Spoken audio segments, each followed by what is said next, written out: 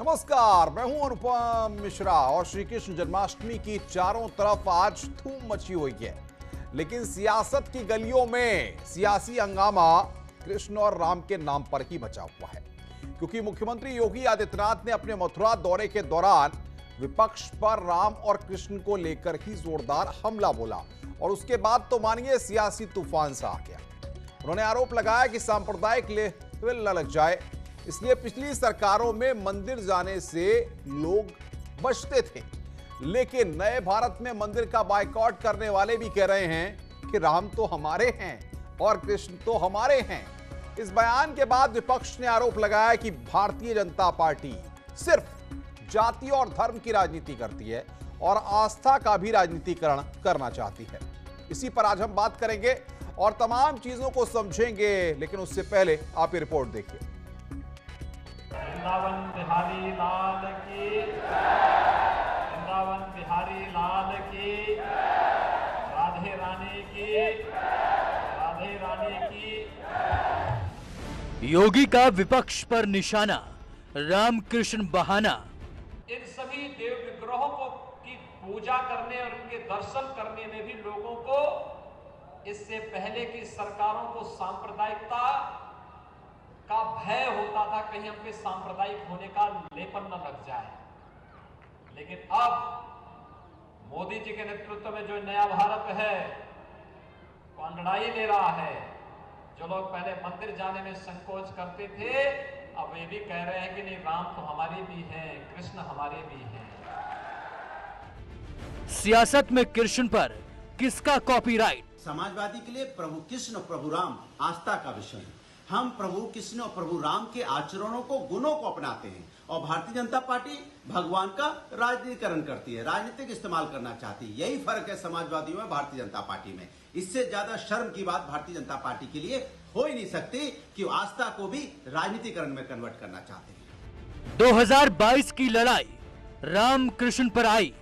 Samajwadi party और कांग्रेस जैसे दलों ने प्रभु राम के कारसेवकों के ऊपर गोलियां चलवाई। प्रभु राम का अस्तित्व नहीं है, राम सेतु तोड़ देना चाहिए, कांग्रेस ने कहा। आज जब हिंदुस्तान की जनता ने इनको नकार दिया है तो चुनाव को सामने देख राम और कृष्ण का नाम भी लेने लगे हैं और मंदिर भी जाने लगे हैं। कृष्ण किसके, इसी मुद्दे पर देखिए महाबहस। पर्व और त्योहारों में अलग से बंदिशें लगती थी। पर्व त्योहार नहीं मनाना है, लाइट नहीं रहेगी, बिजली नहीं रहेगी, पानी नहीं रहेगा, साफ सफाई नहीं होगी, सुरक्षा की व्यवस्था नहीं होगी। अलर्ट जारी होता था कि रात 12 बजे के बाद अब ये कार्यक्रम नहीं करेंगे, 10 बजे के बाद आतिशबाजी नहीं करेंगे, दोपहर 12 बजे के बाद रंगोत्सव का कार्यक्रम नहीं करेंगे। अब तो ऐसा कोई बंदिश नहीं है। अब तो हर्षोल्लास के साथ अब पर्व मनाएंगे और हमारे कान्हा तो रात्रि को 12 बजे ही जन्म लेते हैं। और इसी मुद्दे पर बातचीत करने के लिए हमारे साथ एक खास पैनल है जिससे हम चर्चा करेंगे। मनीष शुक्ला भारतीय जनता पार्टी के प्रवक्ता हमारे साथ, अनुराग भदौरिया समाजवादी पार्टी के प्रवक्ता हैं और साथ ही साथ डॉक्टर श्वेता सिंह हैं कृष्ण भक्त हमारे साथ, और अनुराग कृष्ण शास्त्री हमारे साथ जुड़ रहे हैं आज चर्चा करने के लिए, जिनसे हम तमाम चीजों को समझेंगे। लेकिन मनीष शुक्ला जी, सबसे पहले आपके पास आ रहा हूं। आखिर 2022 में विकास को लेकर के, जनता के लिए जो सरकार ने काम किए गए उनको लेकर के आपको जनता के बीच जाना है, तो फिर राम और कृष्ण को लेकर के विपक्ष पर हमले करने की जरूरत क्यों आन पड़ी है?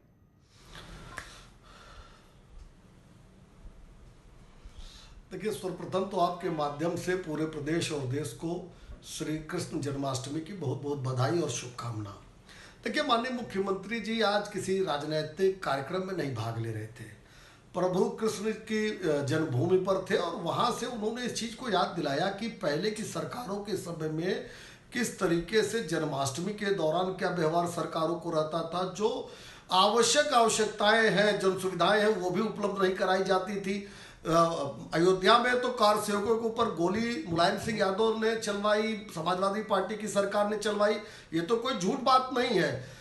कांग्रेस ने सुप्रीम कोर्ट में हलफनामा देकर कहा कि राम काल्पनिक पुरुष है, राम सेतु तोड़ देना चाहिए, मंदिर न बढ़े, इसके लिए उन्होंने वकीलों की फौज खड़ी की। ये कोई तथ्यहीन बातें हैं, ये सारी तथ्यात्मक बातें हैं और उसको उन्होंने याद दिलाया। चुनाव में तो हम अपने रिपोर्ट कार्ड के आधार पर ही जाएंगे। 4.5-5 सालों में डबल इंजन की सरकार ने गांव गरीब किसान के लिए जो काम किया है, महिलाओं और नौजवानों के लिए जो काम किया है, सड़क बिजली पानी और कानून के क्षेत्र में जो बेहतर व्यवस्था की है, इसके आधार पर हम चुनाव में जाने वाले हैं। लेकिन ऐसे अवसरों पर जो पूर्व की सरकारों ने व्यवहार किया था वो उन्होंने याद दिलाया है और कहा है कि हम आज जन्माष्टमी मनाने में किसी को कोई तकलीफ नहीं है। तमाम त्योहारों के समय में बिजली की उपलब्धता है, सुरक्षा की उपलब्धता है, तमाम जो किसी का कॉपीराइट नहीं है ना, राम पर भी कॉपीराइट नहीं है, कृष्ण पर भी कॉपीराइट नहीं है। आस्था का सवाल है, जिसको पूजा करनी होती है, जिसको भगवान राम में आस्था है, जिसको कृष्ण में आस्था है, वो मंदिर में जाता है, पूजा करता है।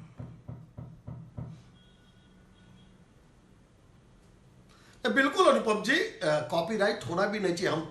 हम लोगों को इससे ज्यादा प्रसन्नता हो ही नहीं सकती कि कांग्रेस सपा के लोग आज झूठा ही सही या मजबूरी में ही सही ये कह तो रहे कि हम राम के हैं, हम कृष्ण के हैं। नहीं तो राम सेवकों को गोलियों से भुनवाया जाता था इस उत्तर प्रदेश में। अनुराग भदौरिया जी, बड़ी खुशी हो रही है बीजेपी को कि आप राम को भी मानने लगे, कृष्ण को भी मानने लगे। आज तो मुख्यमंत्री ने भी मथुरा में ये बात कही कि जो मंदिर नहीं जाना चाहते थे वो कहते हैं कि हमारे राम हमारे कृष्ण।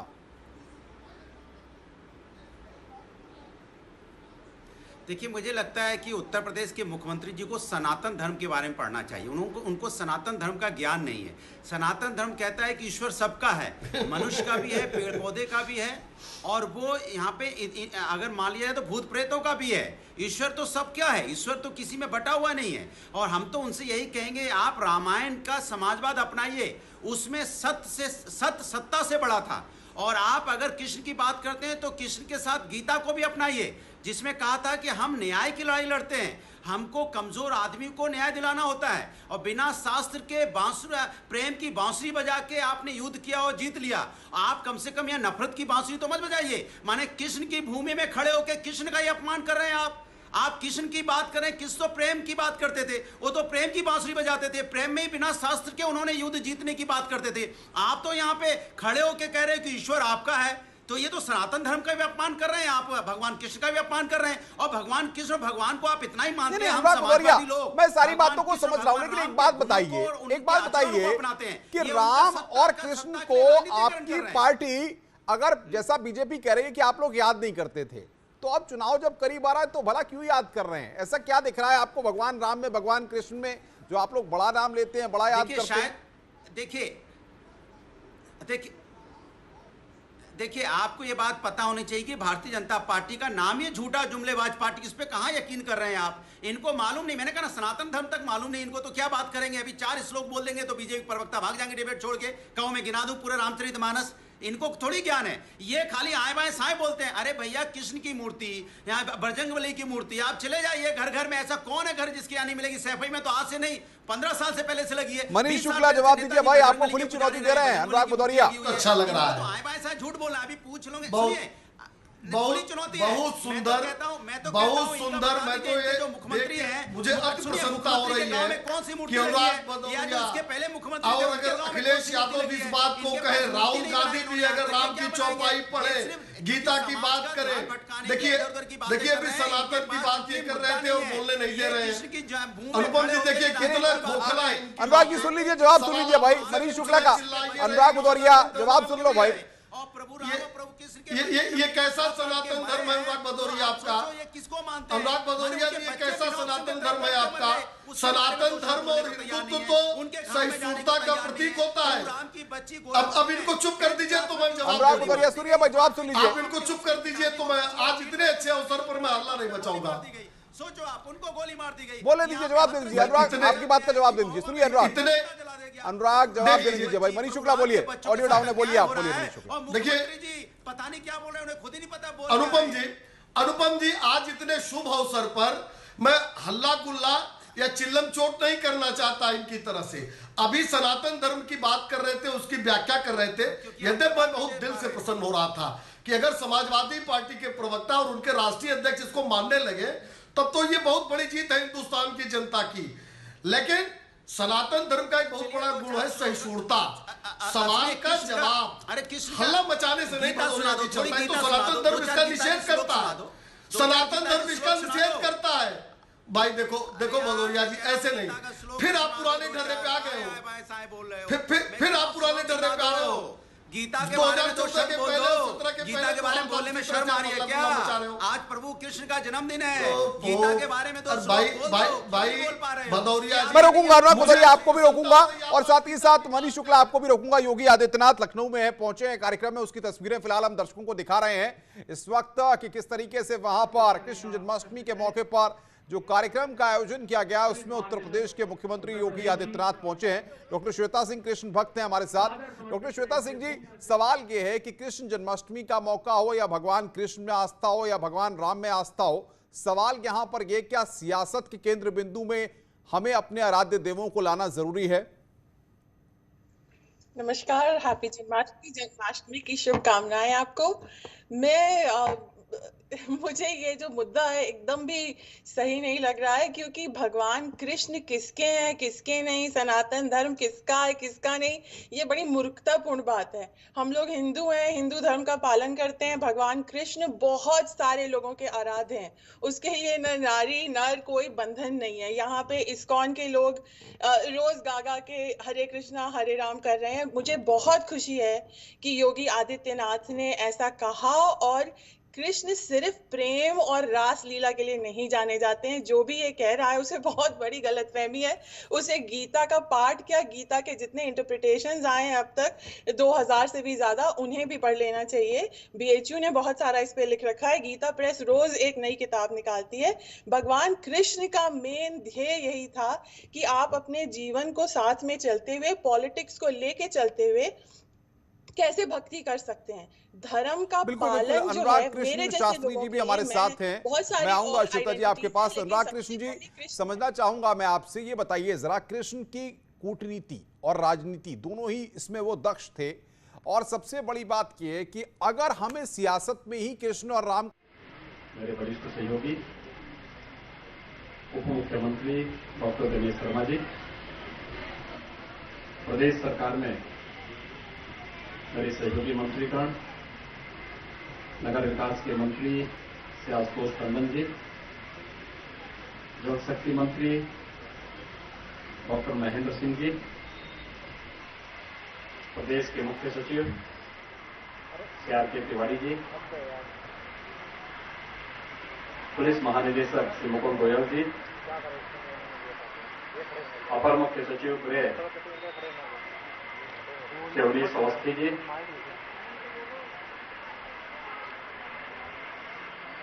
अपर पुलिस महानिदेशक कानून व्यवस्था श्री प्रशांत कुमार जी,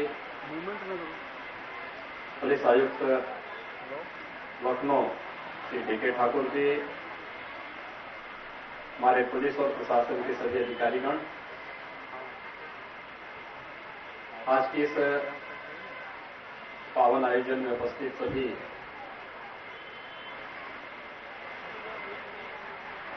उत्तर प्रदेश पुलिस परिवार से जुड़े हुए सभी अधिकारी और सर्वी कर्मी परिवारों से जुड़े हुए सदस्यगण और भाइयों बहनों, मैं आप सबको श्री कृष्ण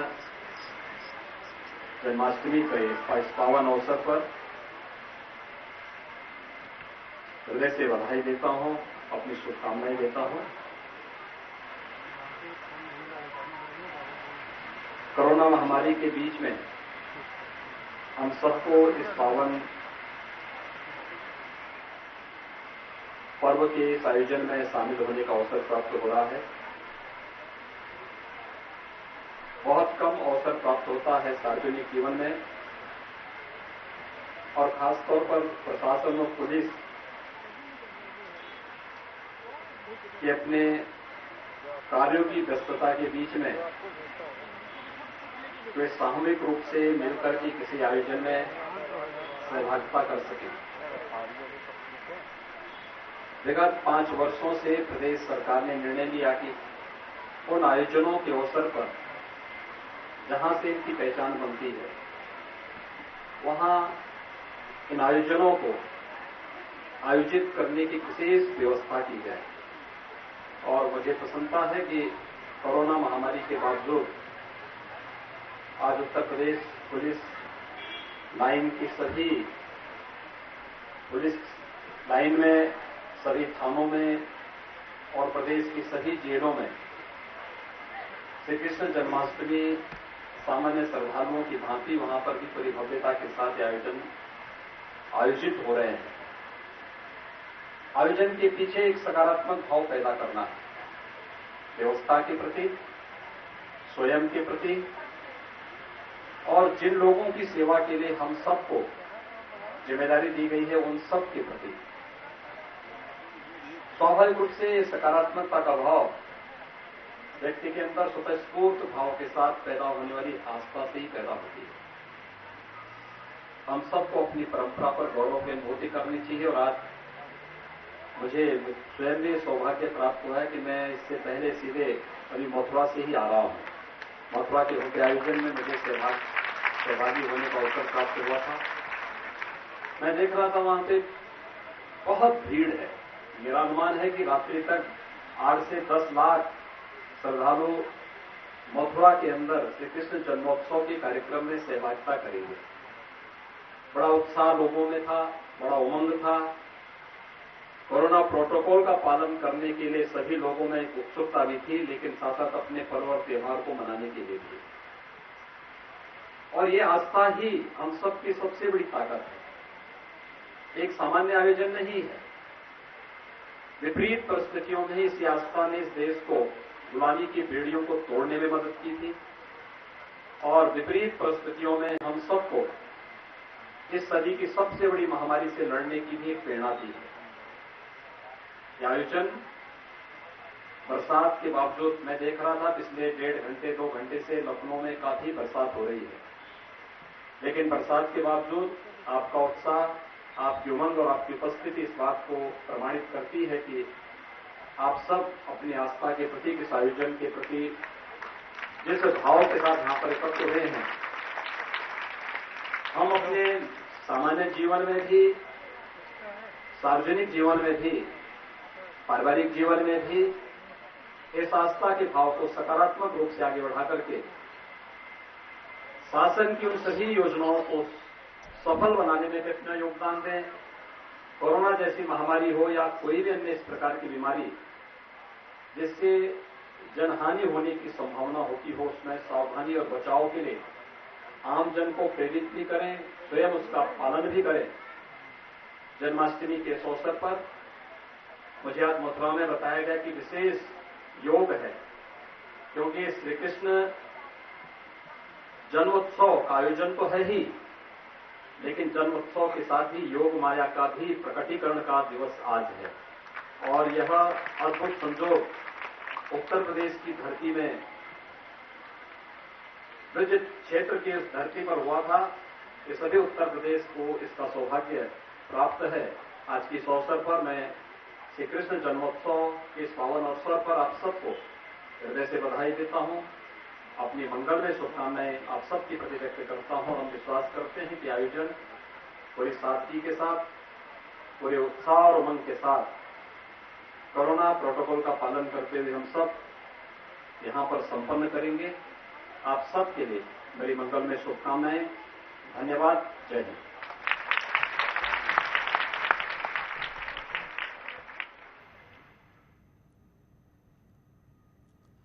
उत्तर प्रदेश के मुख्यमंत्री योगी आदित्यनाथ लखनऊ पुलिस लाइन में आयोजित कार्यक्रम में संबोधित कर रहे थे। हम आपको सुनवा रहे थे किस तरीके से वो जिक्र कर रहे थे अपने मथुरा के टूर का भी।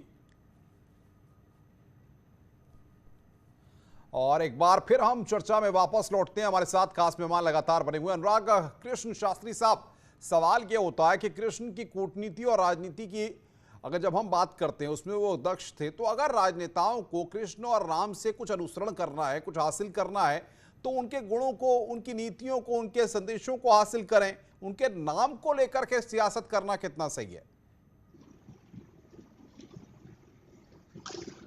सबसे पहले मैं आपके न्यूज़ 18 के माध्यम से भारतवासियों को भारत से बाहर रहने वाले प्रवासियों को, सभी कृष्ण भक्तों को कृष्ण जन्माष्टमी पावन पर्व की अनंत अनंत अनुराग हृदय शुभकामनाएं देता हूं। आपने जो बात कही कि कूटनीति, राजनीति, भगवान श्री कृष्ण ये संपूर्णता के प्रतीक हैं। इनके अंदर जितनी भी श्रेष्ठ चीजें हैं वे सब हैं। आप विभूति योग में, गीता में पढ़ेंगे तो भगवान स्वयं कहते हैं, सेनापतियों में मैं कार्तिकेय हूं, रुद्रों में मैं शंकर हूं, नदियों में मैं जाह्नवी हूं, गंगा हूं। भगवान कृष्ण विभूति योग में आपको परिपूर्ण जितनी श्रेष्ठ चीजें हैं वे सब श्री कृष्ण का ही स्वरूप है। भगवान सच्चिदानंद है। जब आपने नाम लेने की बात कही कि भगवान का कूटनीति का अनुसरण करें, राजनीति का अनुसरण करें, तो नाम तो लिया ही जाएगा, क्योंकि भगवान के 4 स्वरूप हैं जो सच्चिदानंद है। नाम, रूप, लीला और धाम। रामस्य नाम रूपम च लीला धाम परात् परम एतत् चतुष्टयम नित्यम सच्चिदानंद विग्रहम। ये कलयुग नाम के अधीन है। आप नाम पकड़ेंगे, मूर्ति रूप किसकी पूजा, किसका नाम? आज नाम तो आपको लेना पड़ेगा। बिल्कुल महत्वपूर्ण बात आप कह रहे हैं। मैं आ रहा हूं आपके पास। आचार्य मृदुल शास्त्री भी हमारे साथ हैं। आचार्य मृदुल, सवाल ये है कि राम और कृष्ण को अगर हम अपना आराध्य देव मानते हैं तो क्या जो लोग भगवान राम की, भगवान कृष्ण की पूजा करते हैं वो देखते हैं कि सियासी पार्टियां उनका इस्तेमाल कर रही हैं, तो क्या दुख होता है? बहुत ज्यादा दुख का विषय है। बहुत क्षुब्ध हो जाता है मन जब कृष्ण के धाम में भी हमको ये देखने में आता है, हमें अयोध्या में राम के धाम में भी ये देखने में आता है कि सियासी पार्टियों के लिए राम और कृष्ण हो, शिव हो, हमारे आराध्य हो, हमारे उत्सव हो, ये सब केवल वोट कमाने के एक साधन है। 2022 का चुनाव आ रहा है और मुझे कहने में कोई समस्या नहीं है कि कहीं ना कहीं सभी दल वोटों की राजनीति करते हैं। धर्म इनके लिए केवल एक साधन है सत्ता हासिल करने का। ठीक है, हमारे योगी जी इस समय मुख्यमंत्री की पदवी पर विराजमान है, विभूषित कर रहे हैं, और मथुरा में बहुत दिव्य श्री कृष्ण जन्माष्टमी का उत्सव आपके सानिध्य में मनाया जा रहा है। लेकिन फिर भी मन में कहीं ना कहीं क्षोभ है, क्योंकि थोड़ा हो ज्यादा हो, लेकिन कहीं ना कहीं वोट की राजनीति तो हर पार्टी करती ही है। ये तो भगवान को राजनीति से दूर रखना चाहिए। भगवान तो निश्चित रूप से राजनीति से बहुत परे है। राजनीति के अंतर्गत भगवान नहीं आते। भगवान के अंतर्गत एक विषय है राजनीति। हमारे जो शास्त्र हैं उनके अंतर्गत एक राजनीति जैसा एक विषय आता है। तो राजनीति भगवान तक पहुंचने की सीढ़ी नहीं है। भगवान की कृपा से राजनीति को प्राप्त किया जाता है, भगवान की कृपा से पदवी और पद को प्राप्त किया जाता है। बिल्कुल बिल्कुल। आचार्य मृदुल, मैं आ रहा हूं। मनीष शुक्ला बीजेपी के प्रवक्ता हमारे साथ हैं। मनीष शुक्ला, विपक्ष लगातार आप पर यह आरोप लगाता है कि आपने कहीं ना कहीं जो हमारी आस्था है, जो भगवान है, उनको कहीं ना कहीं उनका राजनीतिकरण करने की कोशिश की है। ये सीधा आरोप आपकी पार्टी पर लगता है। देखिए, चर्चा के पहले दौर में हमने विस्तार से बताया कि किसकी क्या भूमिका रही है, और मैं इसको कहने में मुझे कोई गुरेज नहीं है कि ये आरोप तो हम लोग लगातार झेलते आ रहे हैं। 1989 में जब हमने प्रभु राम का मंदिर बने ये भारतीय जनता पार्टी ने लिया, तब से लेके आज तक आप ही के साथ डिबेट में कितने लोगों ने हमसे तारीख पूछी थी, कितने लोगों ने कहा कभी मंदिर नहीं बन सकता, ये लोग झूठ बोल रहे हैं, कितने लोग इसमें रोड़े, तो कितने क्या लोगों विपक्ष ने जिस तरीके से भगवान राम को लेकर के या भगवान कृष्ण को लेकर के आप जो कदम उठा रहे हैं, विपक्ष पचा नहीं पा रहा है क्या? इनसे पूछिए प्रभु राम के आचरण को कब अपनाएंगे, उनके गुणों को कब 15 सेकंड, कृष्ण के 15 सेकंड हमको दीजिए। देखिए, इनको अयोध्या में आज प्रभु राम की जो स्थली है अयोध्या, मथुरा और ब्रज विकास बोर्ड के माध्यम से जैसे उस पूरे क्षेत्र का विकास हो रहा है, काशी में जिस तरह से अनुराग भदौरिया, आपका भी शुक्रिया। तमाम लोगों का हमारे साथ जुड़ने के लिए बहुत बहुत शुक्रिया। हमने तमाम तरह से चीजों को समझने की कोशिश की कि आखिर भगवान राम और भगवान कृष्ण को लेकर के क्यों सियासी माहौल बनाया जा रहा है, और जिस तरीके से मुख्यमंत्री ने विपक्ष पर निशाना साधा, उस पर विपक्ष ने तीखे तेवर दिखाए हैं। आज चर्चा में फिलहाल इतना ही। आगे चलते हैं खबरों के लिए मेरी सहयोगी मेनका के पास।